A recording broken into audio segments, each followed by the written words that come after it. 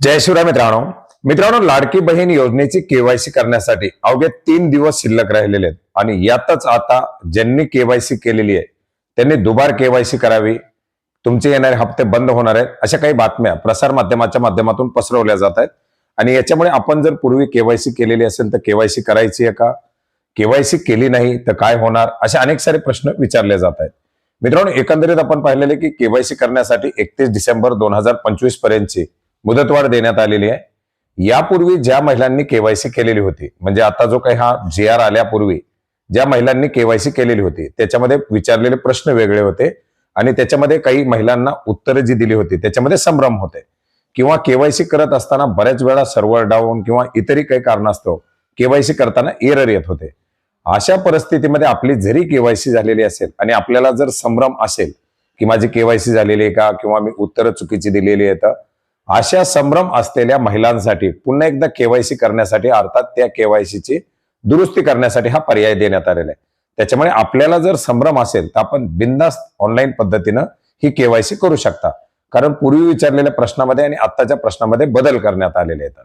आता या प्रश्नामध्ये काय आहे तर तुमच्या घरामध्ये कोणी सरकारी नोकरीला आहे का किंवा कोणी निवृत्ती वेतन पेन्शन वगैरे घेते का, हे 2 प्रश्न या ठिकाणी विचारलेले आहेत। याच्यामध्ये विधवा महिलांसाठी, एकल महिलांसाठी, घटस्फोटित महिलांसाठी वेगळा पर्याय देण्यात आलेला आहे। अविवाहित महिला असतील तर त्यांच्यासाठी वेगळा पर्याय देण्यात आलेला आहे। अगदी सोप्या अशा पद्धतीने आपण ही केवायसी करू शकता। आता ही केवायसी जर नाही केली तर काय होणार, तर केवायसी करण्यासाठी सध्या तरी आणखीन केवायसी न केलेल्या महिलांचे हप्ते बंद नाही, परंतु याच्यामध्ये पारदर्शकता आणण्यासाठी केवायसी कंपल्सरी करण्यात आलेली आहे। फेब्रुवारी महिन्यापासून येणारे जे हप्ते असतील ते हप्ते मात्र केवायसी न केलेल्या महिलांना बंद करण्यात येणार आहेत।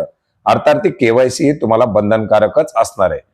पुन्हा त्याच्यामध्ये आता केवायसी साठी जर स्लॉट ओपन केला, कारण पुढे जून महिन्यापासून केवायसी सुरू होणार आहे, मग जर काही महिलांची केवायसी राहिली आणि जर हप्ते बंद झाले तर पुन्हा जून मध्ये केवायसी सुरू होण्याची वाट पाहावी लागणार आहे। त्यामुळे केवायसी जर केलेली नसेल तर या येत्या 3 दिवसांमध्ये आपली केवायसी करून घ्या। आता राज्यातील लाभार्थ्यांची संख्या आणि सध्या झालेल्या केवायसीचा आकडा पाहता आणखी मोठ्या प्रमाणात महिला लाभार्थी बाकी आहेत।